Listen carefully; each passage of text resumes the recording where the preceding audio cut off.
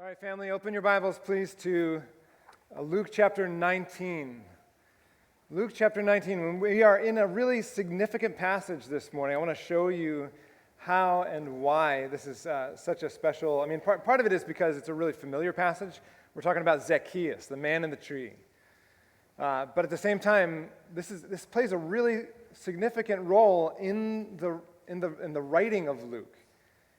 In the if you will, in the literary mapping of this Gospel of Luke, and I want to show you that in just a minute. If you remember, if you go back all the way to the beginning of our series, when we were studying in Luke chapter 1, Luke said very explicitly, he said he sat down to write to Theophilus. He picked up his pen to write to Theophilus, so that, and he told Theophilus this, so that you may know and have certainty the things that you have been taught.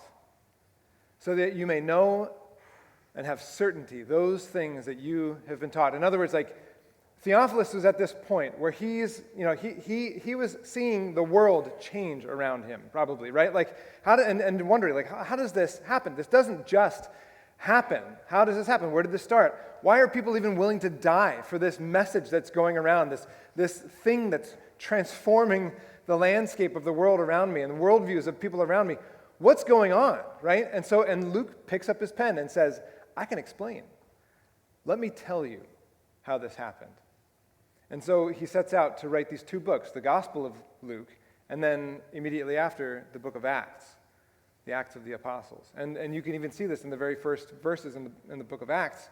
It's this continuation. He says, in the first book I wrote this, now in this book I'm going to write this. This is him explaining, how did the world get to this point? There was this article, I just came across an article from a Yale historian, Kenneth Scott Latourette, said this. He wrote, he used to teach at Yale University. He said, the more one examines the various factors which seem to account for the extraordinary explosion of Christianity, the more one is driven to search for a cause underlying them all. It is clear that at the very beginning of Christianity, there must have occurred a vast release of some kind of energy, virtually unequaled in all of history. Without it, the future course of the religion is inexplicable. Why? I like this line. Why this occurred may lie outside the realm in which modern historians are supposed to move. In other words, something obviously supernatural is at play. And I think if you were to ask Luke, could you just summarize this? Like, put it in a sentence, put it in a statement for us, Luke.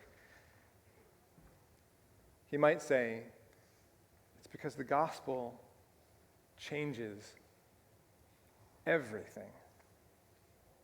The gospel changes everything. Now, okay, what is the gospel? You tell me. Say it nice and loud. What does the word gospel mean? What is it?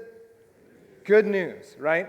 So the gospel is the good news. On one hand, you could say the gospel is the whole story of God's redemptive work from Genesis to Revelation. The fact that rebellious mankind, like we were created to glorify God, but we rebelled. God has ever since been restoring and redeeming mankind back to himself, which we see come to its peak in the work and the person of Jesus Christ.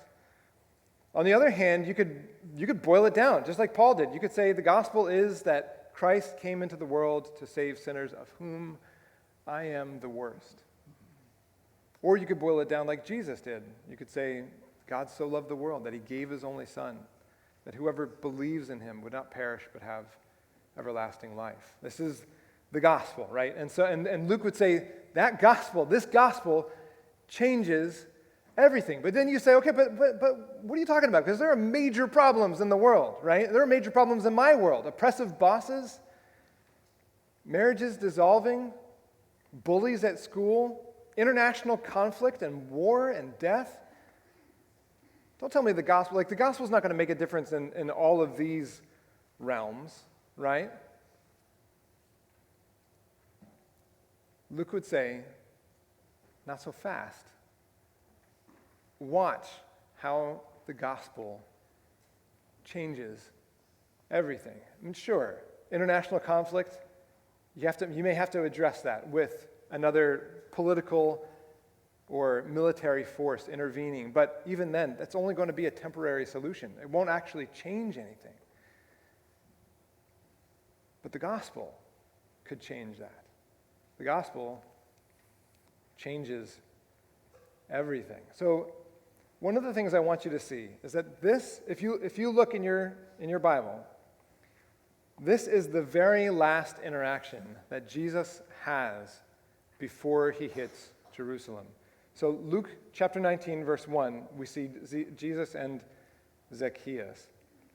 And then if you go to verse 11, it says, as they heard these things that we're going to study just now, as they heard these things, he proceeded to tell them a parable. So there's kind of this one conversation that's happening in two parts. We'll take one part today, the next part next week. But this is the last interaction. This is it before the triumphal entry, before Jesus hits the beehive, strikes the beehive, and sets Jerusalem like a buzz. All a buzz. And we see that. We'll get there in 3 weeks' time.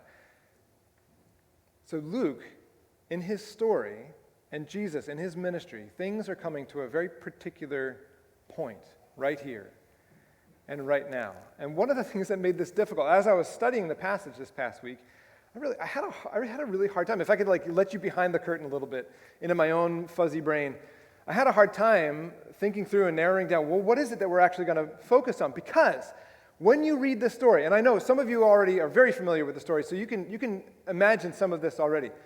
All of the major themes that Luke has been writing about all along, all of the major themes come to a confluence here in this one story. Themes like Jesus' love for the outcast, the most outcast of society, it's here in this story. God's sovereignty and salvation, like him acting first, it's here in this story. What true repentance and full abandon looks like, it's here in this story. Judgmentalism, and how do we deal with the way we view sinful people? It's here in this story. How we handle money, it's here in the story. How we humble ourselves, it's here. The cost of discipleship, it's here. Grace versus legalism, it's here. All of these themes show up brilliantly in this one story. And so part of me was like, well, I can't have 9 points in the sermon. You'll kill me if we do. We won't get to lunch until 2 p.m. But then I thought, I think in fact this is the point. This is the point. That the gospel changes everything. It touches, it influences everything. And you're going to see that. But and believe it or not, it gets even better. It spreads out even further. And you're going to see that in the passage that we're going to study this morning. So let's read this famous little passage, Jesus and Zacchaeus. And I will comment along the way instead of reading it once and then going back. I'm going to comment all along the way. So starting in verse 1. Talking about Jesus, Luke says, verse 1, he entered Jericho and was passing through. So let's get the context here. At this point, Jericho's nothing like the Old Testament Jericho that a lot of us might have in our minds. You know, when we think of this walled city, this fortified city that came tumbling down. It was a very different city by this point, a very affluent city. Herod had just finished this major revitalization project in Jericho. He rebuilt it. He built a military base there. He even built his own winter palace there. He built a state-of-the-art aqueduct system and an irrigation system. And because it had this beautiful, mild winter climate, and because it was 850 feet below sea level, which was pretty temperate, it was warm and protected, it made for this favorite spot for the wealthy crowd in Jerusalem to have a second home, a vacation home, if you will. And so it was a really swank, it was a really nice area, Jericho was. Historians tell us that it had a series of giant, sprawling balsam groves. And balsam has this really sweet scent to it, this really sweet aroma to it. So the trees were known to perfume the air for miles around. It was kind of nestled in this valley. In fact, we've been there. Adam and Lindsay, Kelly and our kids and I, we were there. You could see the Jordan River on one side and the hills going up on the other side of the Jordan, and then this beautiful valley, this lush little valley, and then the cliffs on the other side. And so they would say the up and down this valley, you would just smell these sweet balsam trees, which is why it was called Jericho. Jericho means perfumed or fragrant. So, it was uber wealthy. They had everything. So he entered Jericho and was passing through. So you get this idea that he wasn't planning on staying there. He was just, it seemed, passing through. And behold, verse 2, and behold, there was a man named Zacchaeus. He was a chief tax collector and was rich. Okay, so we've talked about tax collectors before. If you've been tracking with us through the book of Luke, you're already experts on tax collectors, right? You already know tax collectors were Jewish men who betrayed their own Jewish people in order to work for Rome to collect taxes against their own people, right? You already know that. You already know that nobody likes these guys. You already know that they were barred from the temple. They weren't allowed to worship because they were considered traitors of God's people and therefore God himself. You already know all that. What you don't yet know, or what you might not know, is that Zacchaeus is the only person in the entire Bible, the only person in the Gospels that we ever encounter that bears the title chief tax collector. And you see, a chief tax collector, it's what commentaries tell us, he would engage in this business that was actually called tax farming. So he created a pyramid scheme out of the tax collecting system. In a way, he was like the kingpin of the Jericho cartel of tax collectors. So it gets a little worse or a little more complex if you think about it then, because just a few miles from here, a few years before, a whole bunch of tax collectors went out to the Jordan River just next door to Jericho, and they were asking a man named John the Baptist, what do we have to do? What do we have to do to get right with God? And John said, collect no more than what is allotted for you, or what is appointed for you. In other words, there is a rate that Rome has appointed for you to charge. Charge no more than that rate. And you're allowed to make your living off of what you're doing, but charge no more than your rate. So what we learn from some of the sociologists and historians of the day is that if a tax collector was honest, then they would live just an average, like a financially average life and have an average lifestyle. If they were dishonest, they would be rich. Now look at Luke's words again in verse 2. Luke doesn't miss a thing, right? He was a chief tax collector and was rich. I think Luke included that on purpose. But something was going on in this man's heart, right? Something was happening. So verse 3 says, and he was seeking to see who Jesus was. But on account of the crowd, he could not because he was small in stature. So it's interesting, isn't it? Something in him was drawing him to see Jesus. As far as we could tell, he didn't want to actually meet Jesus. He just wanted just to see Jesus, just to see, it says, to see who Jesus was. So just a one-way interaction. That's all I want, right? Just a one-way interaction. He was curious.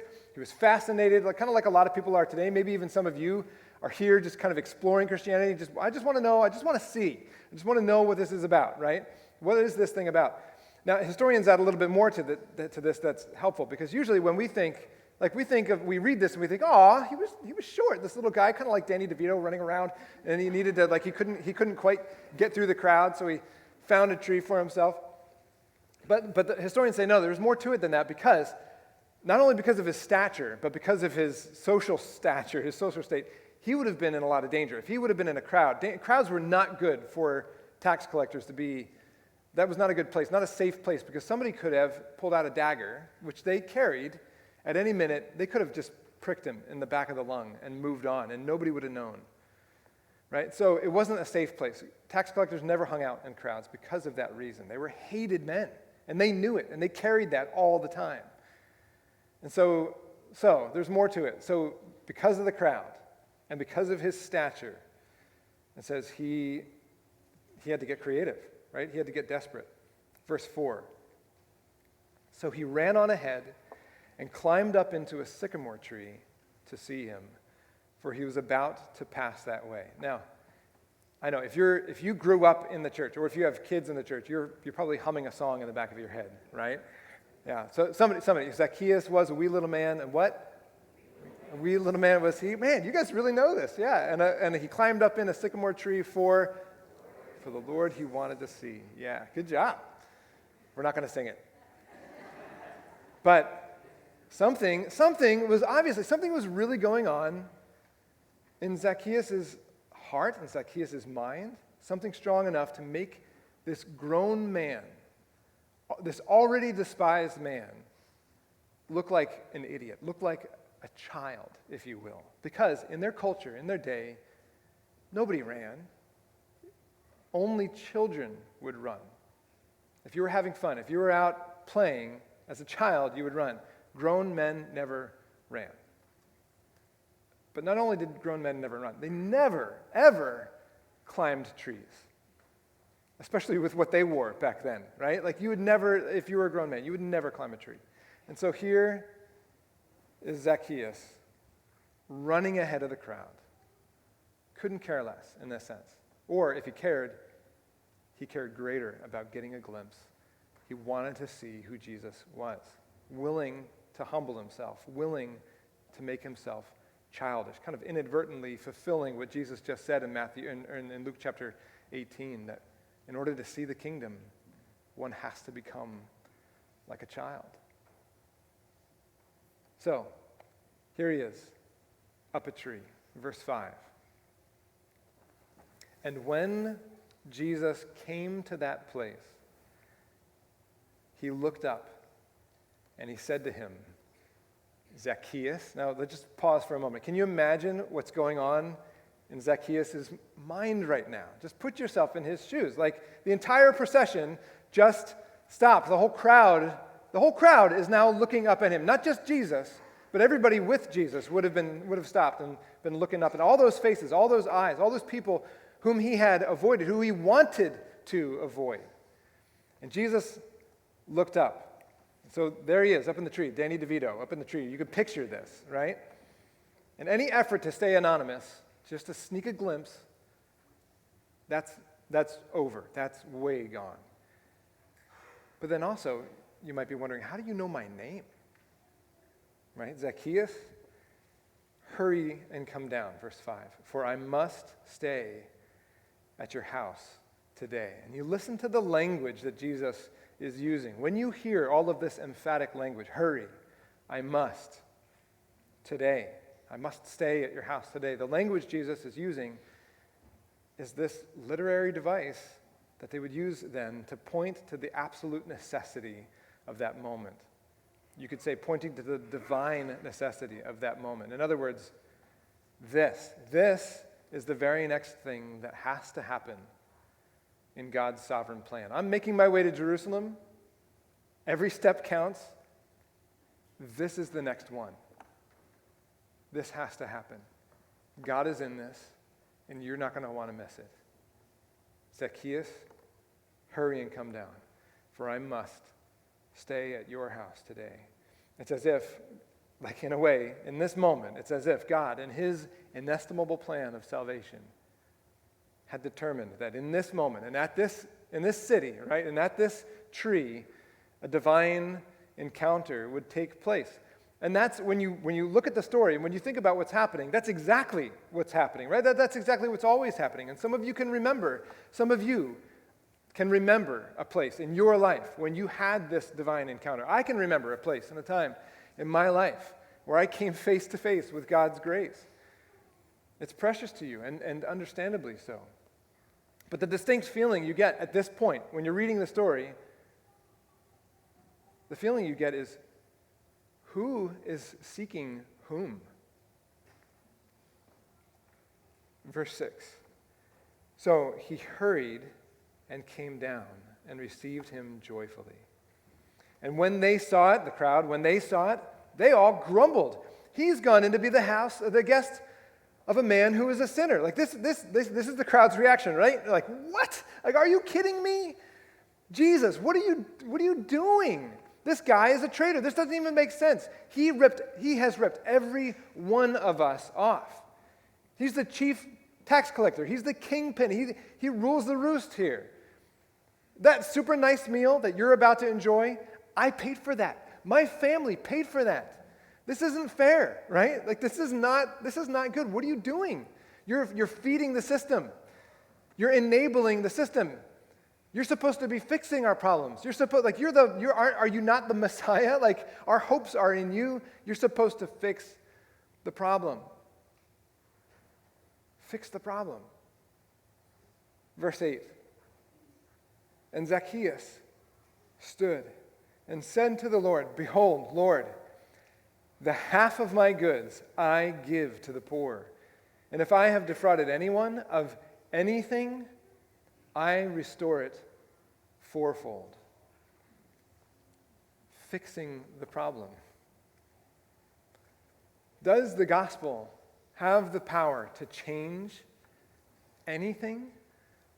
I think Luke would say the gospel changes everything. The gospel has the power to change everything. I want to keep my message short, not only because this has been already a very full service, but because the passage here, the story here, is delightfully simple when you put it in these terms. The gospel changes everything. Think about what is happening and what has just happened. It has changed this man's heart, right? You could see it. Like he talks about the joy with which he responded. It changes his heart. And all of a sudden he goes from stingy and greedy and selfish to generous, radically generous. It changed his heart. It changes his business. So his business practice from this point on is fundamentally changed. And he's going to be fair. And he's not going to take any more than he needs. He's going to take just what he is allotted to take. It changes his business. Not only that, it changes his community. So one of the things that we learn is that in Exodus chapter 22, the steepest payment for theft is paying back 4 times what you stole. That is if you've engaged in the most brutal theft, like if you actually kill somebody or hurt somebody and violently take something to be yours, you have to pay back 4 times the amount. And here, Zacchaeus, he sees the grace, he experiences the grace of Jesus, this invasive, undeserved, unearned, unearnable favor from Jesus. And what happens is his heart is radically and instantly transformed. And it changes his heart, it changes his business, and it affects his community. So what just happened was all of Jericho was about to get a major tax break. Half of Jericho was going to get a stimulus check, like a bonus, right? Think about what just happened. Can the gospel change a community? Can the gospel change a nation like America that seems to be crumbling and dissolving? Can the gospel change a marriage that's distant and cold? Or a child that's trapped in pornography? Luke would say, absolutely yes. The gospel changes everything. Right? And so when you go back through this list of all these things that the gospel does, you can see it. It's right here. It's front and center, captured in this beautiful little vignette. And then he goes on, right? Because not only does it change his heart, his business, his community, it changes his social standing, right? It changes his eternal destiny. How does Jesus respond to such a bold decision on Zacchaeus' part? Verse 9 it says, "And Jesus said to him, 'Today salvation has come to this house, since he also is a son of Abraham.'" Today salvation has come to this house, since he also is a son of Abraham. In other words, Abraham, yes, he's a biological father of the Jewish race of people, but it's more than that. Abraham was the spiritual father of faith. This is something that Romans chapter 2 and 3 gets into very deeply. It's not enough to be biological Jewish person or people. He says now, and only now, has he actually fully become a real son of Abraham. And he, in front of everybody else, Jesus, because you can see, even from the language, he's not talking to Zacchaeus, right? Today, salvation has come to this house since he also, this is third person, or second person, he also has become a son of Abraham. He's talking to the crowds. And Jesus is restoring Zacchaeus to his community from which he was alienated. One of the interesting things that you can actually track and see through the story is that at the beginning, Zacchaeus was slinking away. He was hiding from the crowds, right? And here at the end, after this meal with Jesus, he stands right in the midst of them. He stands and boldly declares in front of everybody that he is hosting, in front of everybody that was listening, I'm making this commitment. I'm changing my life. And I'm following God's righteous ways. I'm going to fulfill the law because of the grace that's been shown to me. I am going to live that grace out. And so he's restored socially. And he doesn't, I mean, on one hand, he doesn't care what anybody else thinks at this point. He's going to do it because it's what's right. Socially, the gospel has owned him, has colored him. And Jesus' declaration now, the fact that he is saved, he is in, it makes Zacchaeus untouchable to anybody else. Who cares what anybody else thinks? What he cares about is what Jesus thinks. And then he says this last phrase, which we should underline. If you haven't, highlight this, underline this, memorize this, because this is the mission of Jesus right in the heart of the Gospel of Luke. For the Son of Man came to seek and to save the lost. For the Son of Man came to seek and to save the lost. Like I said, it's pretty simple. It's right up front. The gospel changes everything. What we know is that just a few days from now, Jesus is going to head into the city of Jerusalem.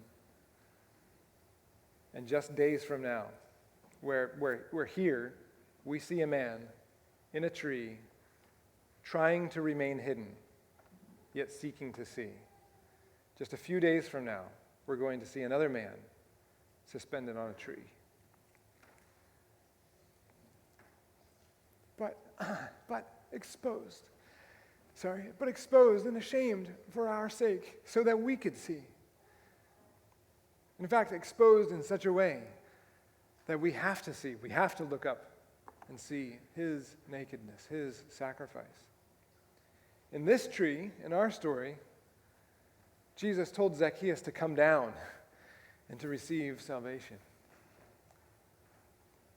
A few days from now, we're going to hear other people mocking and grumbling, telling Jesus to come on down. But he's going to stay to accomplish salvation. And from this tree, Zacchaeus wanted to just get a glimpse and to look down on Jesus. But on that tree, all who will be saved will have to look up for their salvation. Friends, if you're here and you're listening to these words this morning, if you are not a son of Abraham, if you have not put your faith in this sacrifice of Jesus, if you have not accepted the grace that Jesus is offering to you, just like he came to Zacchaeus, just like he called to Zacchaeus and pursued Zacchaeus, if you have not finally let go and let him in and received his grace, Do that today so that this could be said of you. Today, salvation has come. If you have, on the other hand, I want you to know we have work to do. We're going to talk about this next week because Jesus responds to this very moment, to this very comment, where they hear these things that are going on and they say, when they see and they hear what Jesus says about salvation has come, something in that phrase triggers them and they think, this is it. This is it. The Messianic kingdom is going to burst out at any moment. In fact, look at the next verse, verse 10. He says, or verse 11, it says, as they heard these things, he proceeded to tell them a parable because he was near to Jerusalem and because they supposed that the kingdom of God was to appear immediately. Something that he just said triggered this response, and they thought, this is it. Jesus says, you've got work to do. Let me tell you about that work to do, and we'll talk about this next week. Friends, if you're tracking with us, you can see the beauty of what Luke is accomplishing. In the last chapters, we saw this rich man who turned away sad. Jesus said it's impossible for the rich to become saved. And we saw a blind man, a man on the side of the road who wanted to see Jesus. In Zacchaeus, we see a rich man who gets it. We see a man on the side who wants to see Jesus, who gets it, because he humbly submitted and allowed that grace to invade his life and change everything. The gospel changes everything. Will you pray with me?